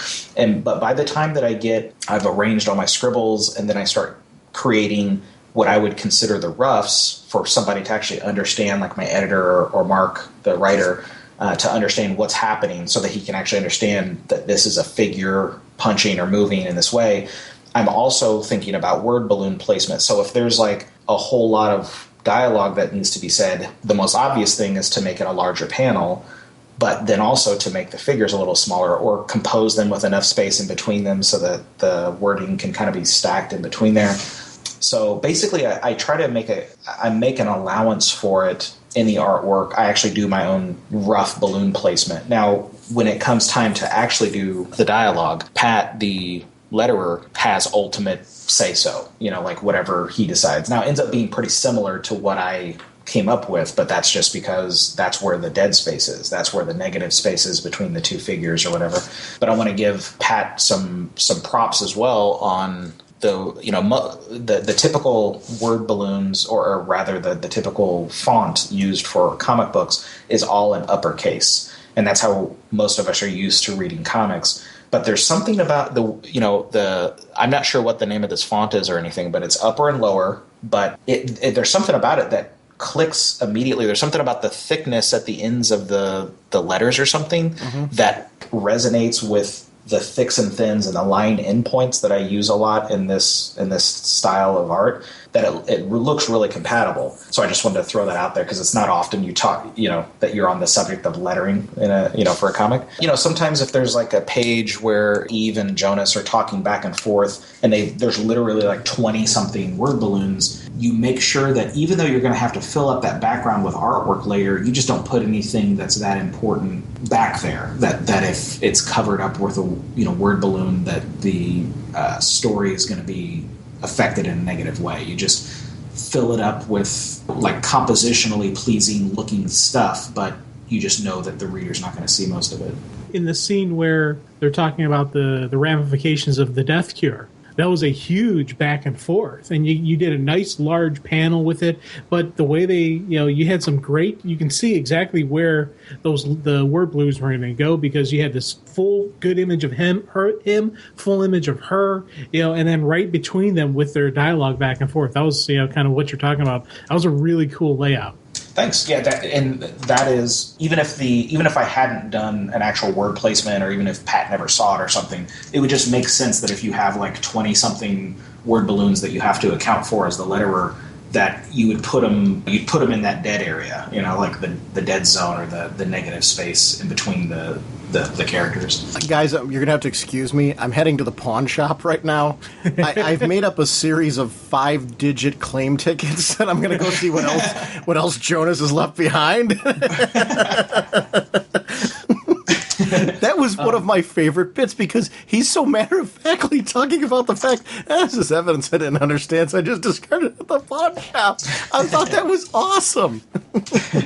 and something about anytime that I'm drawing like normal in quotes, normal people who are not Jonas or Eve, or, you know, if he's on a date, he's probably with an attractive woman or something like that. But I try to show a difference between, a real distinct difference between regular people and Jonas, that, like, the pawn shop guy to me is the kind of people I see on a regular basis. Like, that looks like my family. You know what I mean? Like, his body proportions and stuff. It's just something. The reason I point it out mainly is because most of the time we're drawing these big, beefy people, or these really idealized human forms, male and female. Anytime that I'm drawing muggles or whatever, you know, like just normal people, I try to, you know, I try to explore that more and like give them a variety of features that look non-super heroic on any level. It's fun, and it also helps to ground the book in some realism, and also to show how, you know, if it was Superman walking through a restaurant, he needs to look like a deity. And it's kind of the same thing with Jonas Quantum. He needs to look very idealized next to regular people, and that's the way to draw a contrast between them.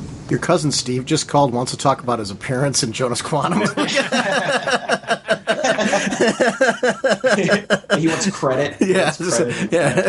What's up, man? You put me in your book. Yeah.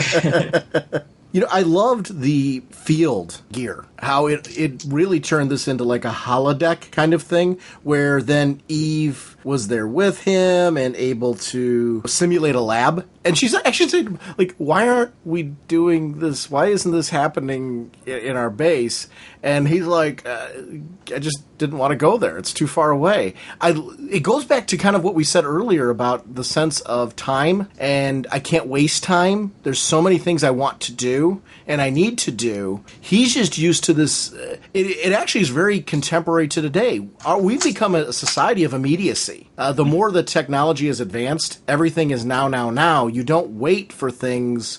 We grew up waiting for things. You don't now. That would only increase when you're somebody like him who can take full advantage of multitasking. The faster I can get things done, the more I can do, even though he's lived this long time. That part is really mind-bogglingly cool to me when we see him doing that in there, because it feels very contemporary. In the script, it was, I mean, visually with the color and stuff, we needed to make it clear a little earlier, but originally we were going to try to make it where it's supposed to be more confusing. More confusing as in, you're like, he looks like he's in the lab, and she looks like he's in the hotel room. In the original script, that's how it was supposed to be. But once we got into the actual colors, we were just like, we'll just make it clear.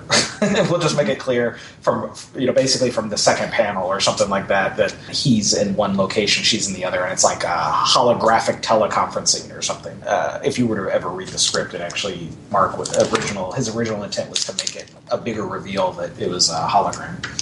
It actually plays out that way really well for me, though, because as I was reading that and watching it, I started thinking, like, wait, did she get there or is she not there? Where it really struck for me that and clarified that she actually wasn't there was in the page where the enemy comes in. And he's like, Eve, I'm going to have to call you back. But you see her fading right there because the enemy's coming in. I was like, that page had so much cool stuff happening on it that I was like, oh, she really isn't there. And I loved that was the sequence where we kind of got to see all of it come to a head.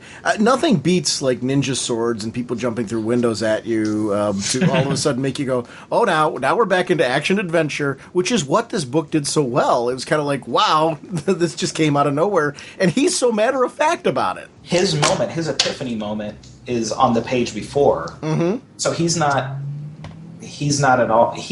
As soon as he makes the connection of he scanned this device, the device is leading, you know, it's like basically a homing device or whatever. He knows exactly what's going to happen next. You know, for him, he doesn't look scared on that page, on the splash where they're, you know, busting through. He looks surprised or whatever the moment before, which is on the page before or whatever. So, because his mind is a step ahead, but that doesn't mean that he's omniscient. So stuff like this, even throughout the whole series, he still gets surprised and freaked out or whatever about other stuff. But for him, it was about it the page before. You know, he's used to always being ahead of the game on everything, and he still ends up kind of being ahead of the game just by a few moments. Like, he immediately knows what's going to happen, and he starts assembling a weapon.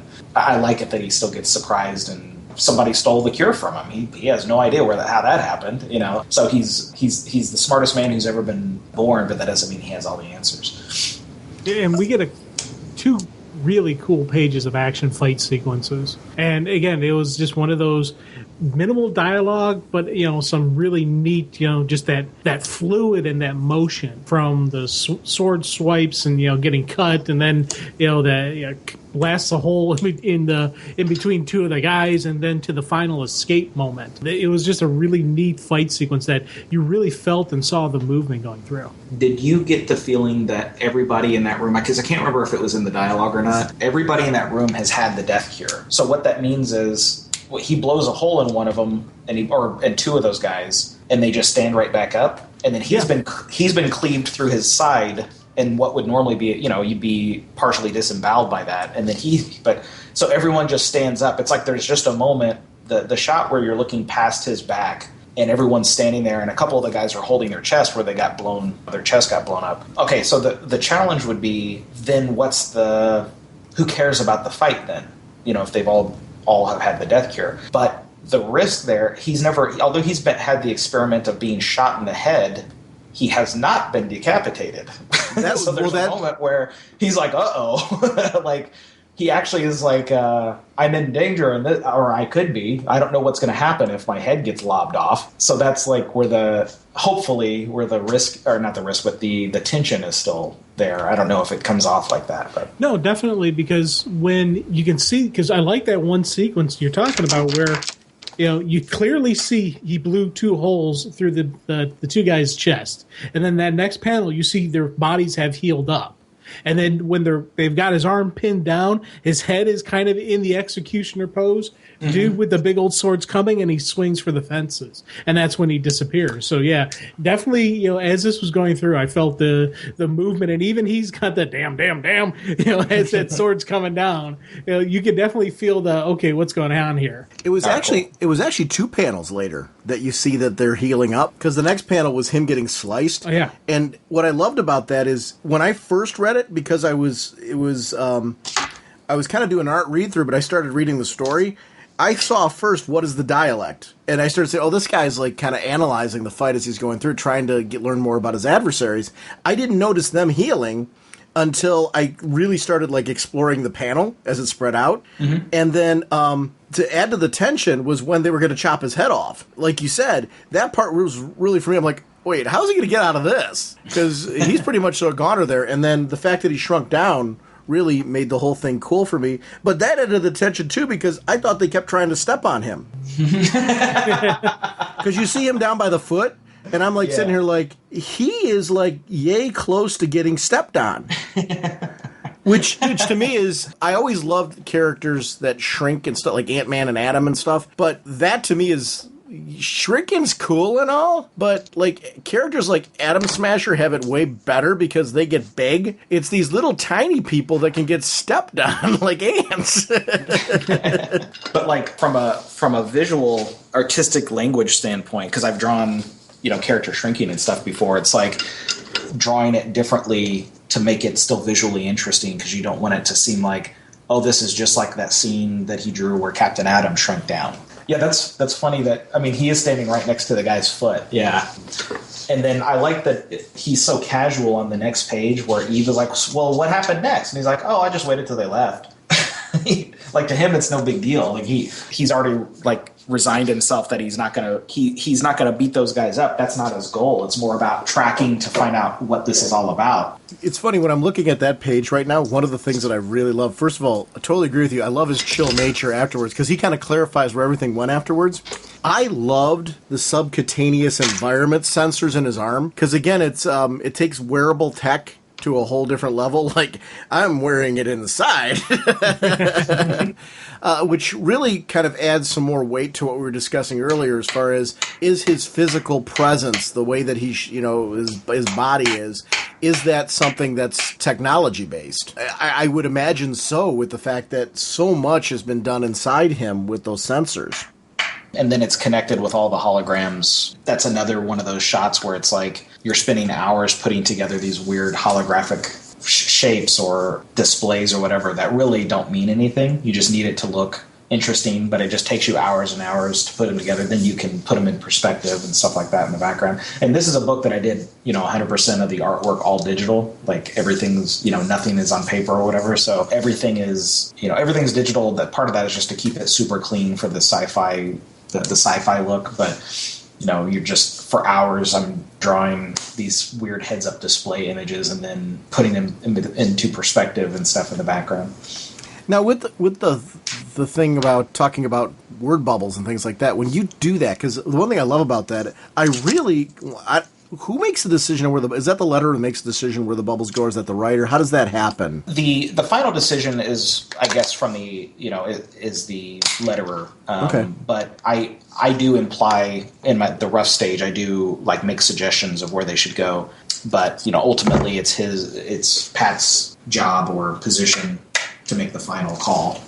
Well, I think the relationship between you guys and the choices here really worked well, because I love the sense of, you see in the panel before the amount of sensors that are inside his forearm. You would imagine that a lot of information is going to come out of that. That was really showcased in the next panel, where there is the dialogue of him explaining all of that too, as he waves his arms out and goes, "Look at all of this." And I loved that none of that was lost. It was really just talking about balance, which we discussed earlier.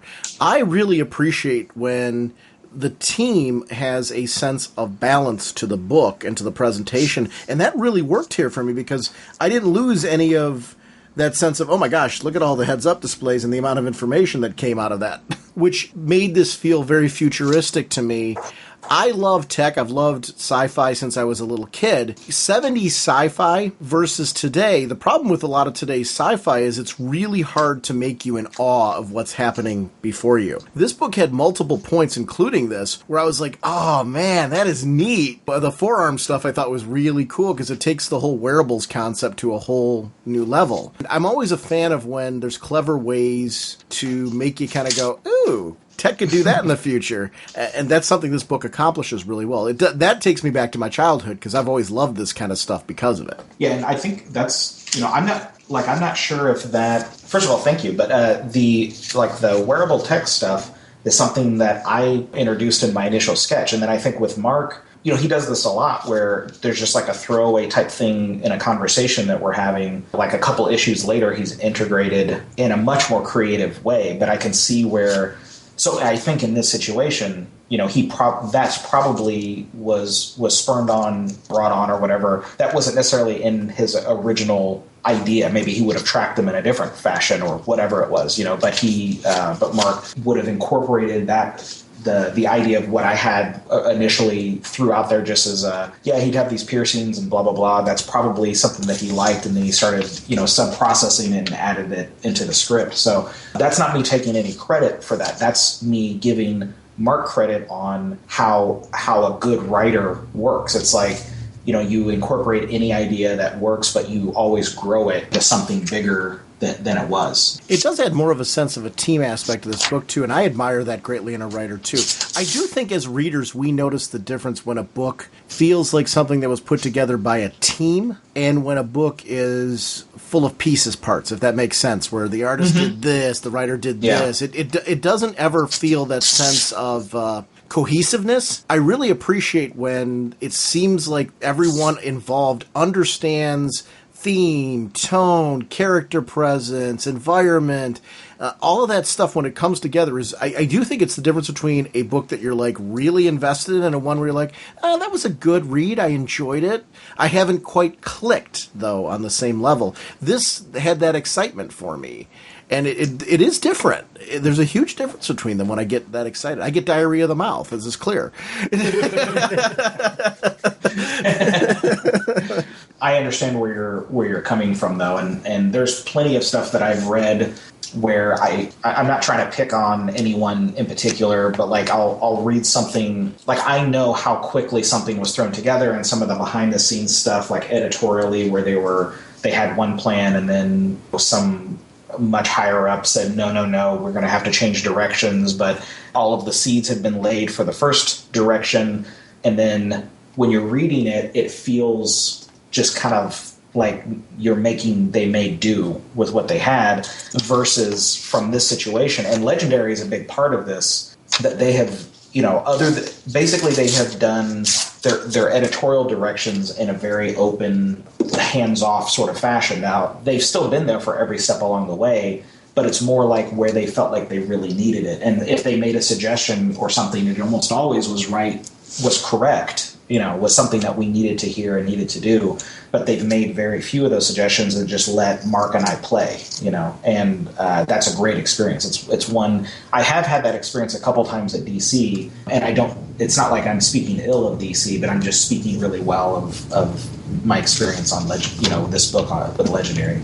I think that's a little advantage that you have too when you're also working with something creator owned. Yeah. And they have to have some confidence in that the creators know where to take this particular book. And I always appreciate when you hear stories like that where it's like, no, this really needs to be something that needs to kind of flow with a creative energy, and it pays off. I'm looking at this page right now where we start seeing some flashbacks to his previous life. I really appreciate this. Like, I want to know more. I do find like the part where he invented time travel, I would read a miniseries on that, because I would love to see what his failures, his successes, and how he got to that, because there's a whole adventure story there.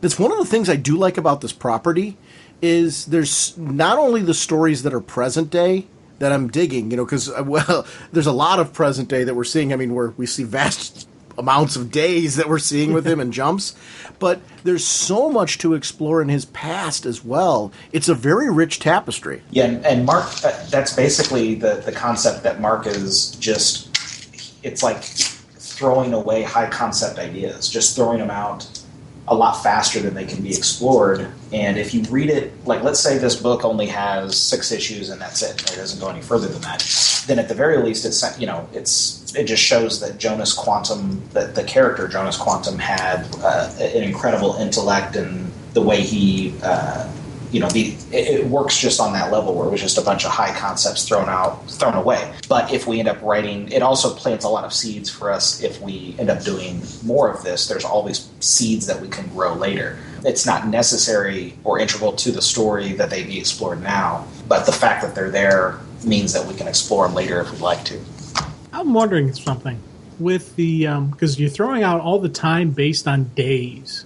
Did you have any type of converter so you know how old he is in years, or was that because you're throwing out day 4,800, where he invented time travel? He's obviously much younger than he is currently. Did you have a converter saying this is X number of years? Yeah, I mean, I have it bookmarked on my in my web browser, because when I would receive the script, it just says exactly what you read there. So it's not like Mark would say day whatever, and then in parentheses, he's this old. He would just put, he just had the number of days, and then I'd have to look it up, like, how old is he there?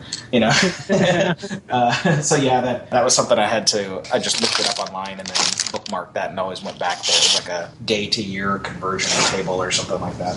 He's like 18 when he develops proof for the existence of the pocket universe. I got a calculator out. I'm like figuring this out right now. I'm like, this is cool. I liked that part of it too. I liked the framing it as days, only because it's different. It's kind of a different, year something or other. So something we see so commonly for him, and to give the sense of Jonas being something different, somebody special. That just added. It's funny how a little thing adds to something that's already so strongly there without it, but little parts make it a little bit more special. Yeah, and to him, day one, he was already thinking and talking, so he's calculating it in a different way. His time scale is skewed compared to ours. I adored the Pocket Universe. The Escher, that was what. I don't know if it's actually labeled as that, probably not, but that's basically it's just supposed to be an MC Escher inspired pocket universe. I don't know how gravity works there, but it would be like if a 2-dimensional being encountered 3-dimensional objects or something, it would be very confusing because they're used to just like the width and the length of it, but not the height of something. That's the type of thing that I picture in there. Like maybe gravity has an intent. There's a certain, what am I trying to say? Like an intelligence to gravity. So if you're a 3-dimensional being encountering a 4 or 5-dimensional space, perhaps that's it. The surface that is down for you is affected by consciousness or the direction that you wish to travel or something. Who knows? But that's that's like the idea, at least. And once again, you went crazy on the details. I love that, because you know what I loved about it? I love when you see staircases that are like in every different gravitational direction, because it really had the sense to me. And there's a ladder, and there's all kinds of like kooky ways of getting from one level or one location to the other. What I also loved about it too is Jonas's confidence as he's walking through. He wasn't in awe of this. He knows this. This is something that he understands. We see that in the previous page with the fact that he discovered that existence when he was 18. But to see him here in this one now and making his way through it, he's a lot more confident in making his way through it and analyzing everything he's seeing in order to get to the end result of that letter that he grabbed. Yeah, to him, I'm sure there's some mystery to it, but he's more at home here than probably on a date. Mm-hmm. You're right. That's what it was. Yeah, I didn't want to say like he was like he'd be like, hey, I hang out here every Tuesday, but it's more of a. If I were to be conveying it, I would be looking around going, oh, dude, look at that and everything. Yeah. With him, that's not his. He's comfortable with this concept. It relays to him differently, and I really loved that because it just gives me. I like getting to know a character. And whenever there's a sequence where I'm like, wow, panel after panel, seeing him just make his way through this place says a lot about him. This is one of those sequences where it says a lot about him. Yeah, he's also kind of threatened. Like intellectually, he's never been in a position where somebody stole this really important thing to him that he thought was literally impossible, and he's used to being so smart that he can outsmart or outthink anybody several thousand steps in advance or something. So he's got also his ego is bruised. But he's ticked off by that as well. You know what I loved? The last panel after he surveys that when he's looking at the letter in front of him, I almost felt like a television fade effect where the background changes, but he's still looking at the same letter. You see that in TV a lot, and I love it because it just gives you this sense of he's clearly still thinking about that for a long period of time. And I really loved how that kind of played out there because he's got the same look on his face, the same way he's holding the letter. She's behind him, and it's like a shift. I almost felt like the panel was shifting between one sequence or another. You see that in TV and film a lot, and I really love that. Oh, I love that flow. See, I took that was the actual death cure, not a letter. Well, that's what I mean. I mean, it's okay. Yeah, but I mean, it is a piece of paper. Yeah. Okay. Right. No, I just wanted to make sure I didn't misread something. I'm like, no, and he's pure. and you're right, and you're right. You're right to correct me on that because I was saying letter, but I mean, he's got this parchment, whatever paper, in front of him with it on there, and I love that this paper is not the only one. He knows it's not the only one, and I think that's more of what he's thinking about. Not only the implications of this is what's on this, but also knowing that this is all over. It's viral now. Like, I mean, not viral so much as there's multiple copies of it. Yeah. I'm not going to be able to stamp this out. Yes. He's lost control. He's lost control of where this would go. Yes. It's out of his hands now. It could literally do anything. It's, he can't contain it. And I guess my point between the two panels was when you talk about that tool being used, it gives you a sense of time progression. There is a sense that he was looking at this when he was there. He's continuing to look at it afterwards. It shows a lot of thought in his head. And that's what I really appreciated by that. Between page to page, there was a sense of time passage. Good, yeah. And that was definitely the intent and to feel cinematic and stuff. And it's important as an artist when doing that we don't do it too often where it just comes off as being lazy. Because that's the risk is where in that situation, he's identical. Or he, visually I'm saying I just used that, I duplicated him. But it's the same thing with like the passage of time in the restaurant, but if you do that too often, it can just look like, oh, they just did that to save time. That's lazy. That could be the undesirable outcome of it. So we use it we use that time-telling device several times throughout the series, but we always try to use it in ways that feels like a moment, a character moment, or a moment for acting or something like that, as opposed to save time. Because there's a lot of places that I wish I could have saved time, and I tried to, I instead tried to keep it honest, keep myself honest, and instead just use it more for what's best for the story or what's best for the development. This is the first time in the series where we really see him concerned to a certain level. I'm not the first time, but it's really like staggering here, the change in. We see him very thoughtful at the top of the page, and then as it goes on and he's explaining to her what his thought process is, I love when he turns back to her. She's got this sense of shock, but he's almost like he's slumped over a little bit. Yeah. Like the weight of the world's on his shoulders, literally. And you really see it in the next page as he's walking away, that he can use it whenever he wants. Like, he doesn't want to say that. It's almost like he doesn't want to put it to words. That, like, the death cure is out there, and he can use it when, he can use this thing whenever he wants to. This is everything he's always protected the world from. Everything he's feared with happening with one of his discoveries. Yeah, and he says, he knows, it's kind of like, this is going to be probably a silly comparison, but, there's been several times where I didn't save a document and closed it and then realized, oh, crap, I need that, or whatever it is. But the point is like you just had it, and you knew that you could have, the wise thing that you could have done to be safe, blah, blah, blah. And to him, it's the same thing. Like, he's just potentially contaminated. Like, who knows the outcome of this?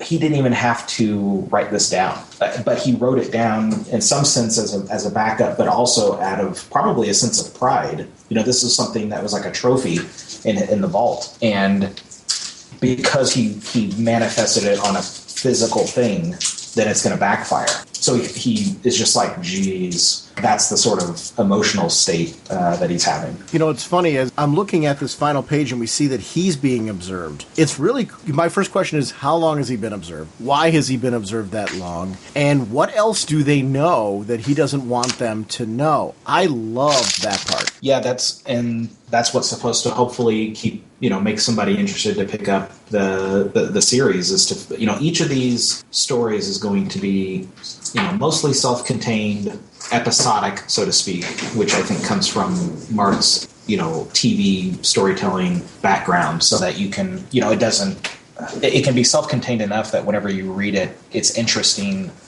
but you get a full story. But there is some other elements that slowly develop over the series. That's what we're hoping, that you got a good story out of it, but there was enough seeds and stuff that you'll want to pick it up to find out how, where it goes. Well, great comics are like great TV.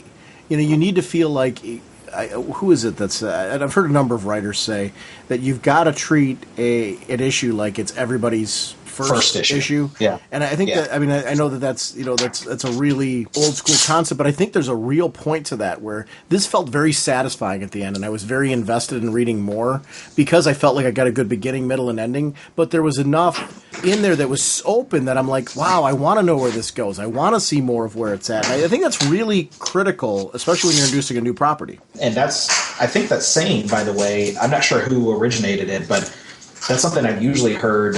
Writers, I'm sure, say it, but a lot of editors say that and have to try to remind the writers that that's the case. Because it's easy to get kind of, especially if you're writing something that has like a 40 or 50-year history or something like that, it's hard sometimes to keep that in mind, and it's easy to get kind of carried away with it and not contextualize the history or something like that, and to get too far into the continuity of it. Yeah, it's honestly, this was a beautiful first issue, and really did a great job of introducing me to the series. Great. Now, Freddie, just when you thought you could get away, we're having you come back to do issue 2.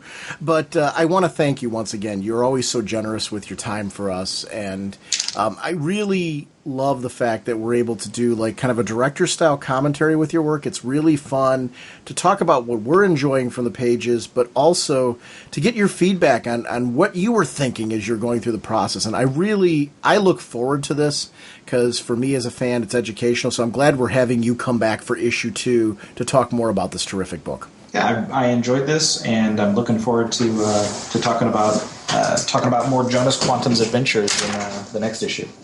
And one of the things that I want to shout out for fans, you want to stop by Freddie's website, freddieart.com, to make sure that's where you'll find all the links to his Twitter, to Instagram, to Facebook, Tumblr, I think you said, Freddie? Yes, yeah. I've mentioned this before on the show, but I do want to encourage people to follow it because I love that you post so often all of your work in progress. It's great for me to see convention sketches, when you're the warm-up stuff. You and I have a very different definition of warm-up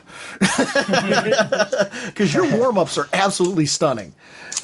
Thanks. Yeah, there was at the beginning of the year when things seemed so in control schedule-wise, my goal was to do a, in quotes, warm-up piece. Even though it was like more of a finished piece, it's just the first thing I would draw for the day. I was going to do a warm-up piece for every day of the year, and that was my intent. And I got through about 140. I think that's like the number that I reached. But around 120 maybe, I started having troubles with my schedule where I just had too much deadline work to keep up with the warm-ups. So I ended up having to taper it off. So I'm still doing them every once in a while whenever I have some time, or actually part of it is if there's a technique I want to try, then I'll create a piece that I can try that technique so I'm not messing up, an actual page that I need to finish. But anyway, they're all still posted on my website that you can look at. I have a warm-up section in my original art gallery. But I still try to post stuff, not every day, but probably 4 or 5 times a week. I'll be posting. Usually I post something, if it's old artwork or work in progress of new stuff, or style guides I'm working on for Batman Ninja Turtles, just all that stuff. It's funny, over the years that we've had the opportunity to talk to you, one of the things we've discussed openly on the show is what we love about the internet, but also some of our frustrations with the internet. You're one of those people that I think brings out the best in the internet, in the sense that you use it in a way to outreach to your fans and to really, get a great connection with the community as far as, hey, this is where I'm at, this is what I'm working on, these are some things I'm really interested in doing right now, and really keeping us up to date, not only on you, but getting to know you as a person and what things you're interested in, because you share a lot of sketches at times where they're personal loves of yours, and I really I'm like, oh, cool, I'm into that too. And it's great to get to know you through your artwork and some of your experimentation. So thank you for being so open to sharing that, because it really improves my time on the internet when I get to connect with somebody who I really enjoy. Instead of, over the years we talked about some of the negative stuff on the internet. Yeah. I really think there's a lot more of what you're doing out there now than there ever was before. And I do think it's people such as yourself that are spearheading it that are helping that movement. Oh, great. Thanks. Yeah. That's really the only way to me to, that's in my normal life. I try to stay very positive, and it's about the stuff that I love is comic book artwork, and I eat and breathe that stuff. So, talking about that and engaging in discussions is really the best way I can identify and relate to other people, and then not try not to get all caught up in all the negativity or people, getting worked up over stuff that just for the sake of getting worked up over it seems like sometimes. So, and fandom should be a positive thing instead of who complains the most about such and such is the bigger fan, which I think sometimes it degenerates to. Yeah, and it doesn't have a lot of substance to it, which I think nowadays, I'm glad that I really feel comic fandom is an area where we're seeing so much positive outreach in the internet and a better use of the internet. I'm really proud to say that it is the comic book community seems to get it. We're seeing a lot more of this. I think we're finding that we're not the minority. We're now the majority of the people that are kind of showing that this is kind of what it's all about, and it's cool. So it's funny how I think that's evolved in the time we've known each other. Yeah, it's great though. Yeah, I like that. Well, we will be talking to you again on in a few weeks on the next episode to talk about issue 2. So thank you so much for joining us again. And for our listeners out there, if you have not picked up Jonas Quantum, please be sure to do that. I will put links in the show notes to Comixology so that you can pick it up that way. Make sure to let your local comic book retailers, if they don't have it, let them know you want it. A lot of times comic book retailers can place orders for issues they did not originally get, or maybe that they ran out of stock of. So please don't hesitate to ask. I know when I've asked at my local comic shops, usually within like a week or 2 tops, they can get the book in for me. So if you're looking for that physical copy, don't give up on it. Ask. If you don't ask them, they don't know a lot of times to get it in. And the great part is, usually if they order a copy for one, they'll order a few extra for the shelf, knowing that there's a demand for it. So you're actually doing the book a service by doing that. So please ask if you don't see it. Yeah, thanks. Great advice. Look at those strange little beetles. They look... Great neutron! I do want to remind everyone about our show voicemail line. It's 1-440-388-4434 or Dr. Norge on Skype. We love having you part of the show. If you have any comments you want to get them on our next episode, we will be doing voicemails for sure on our next show. Sponsoring this episode is once again DCBService.com and InStockTrades.com. Jim, what's going on over at DCBService.com? Bundles, bundles, bundles, as always, and a great special on the Robin War bundle, 50% off. DCBS price, $14.92, and that does include Robin War number 1, Grayson 15, Detective Comics 47, We Are Robin 7, Robin Son of Batman 7, Gotham Academy 13, Red Hood Arsenal number 7, and Teen Titans number 15. All 50% off. Some of the cool books that are available in the latest releases over at InStockTrades.com are Batman Eternal Trade Paperback Volume 3. That's 42% off, only $23.19.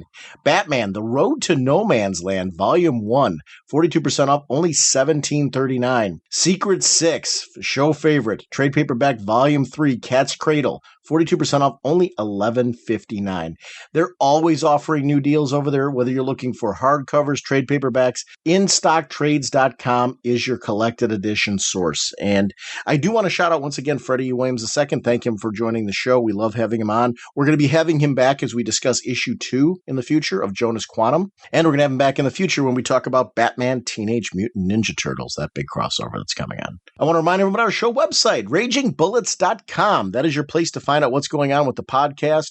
It does feed our Twitter, so if you're a Twitter fan, please follow us on Twitter and find your show information there. We do have a Raging Bullets fan page, and I always put up the releases when they're there if you're a Facebook fan.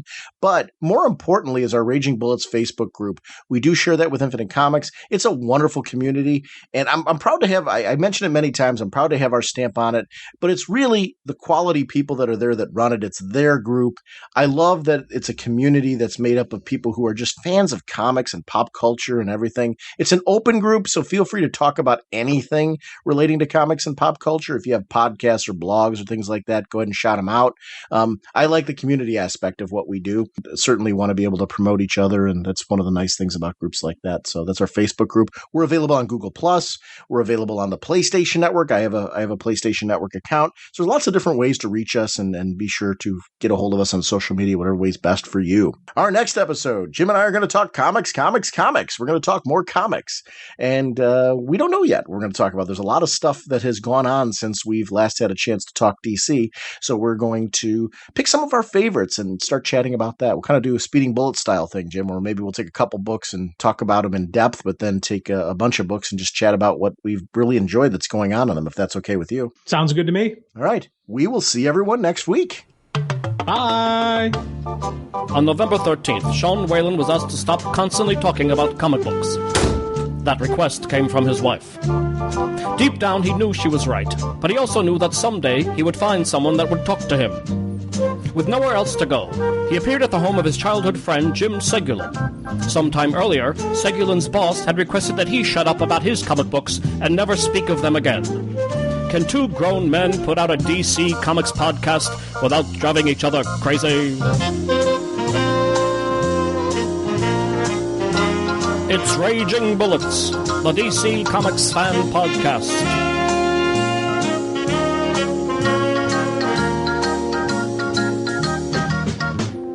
With Sean Whalen as Dr. Norge, and Jim Segulin as the Sensei of the Whatnot and the Duke of You-Know.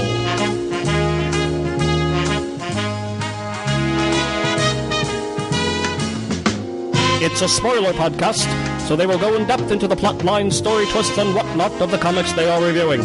So if you haven't read the books, you may want to come back later so you may better enjoy the show.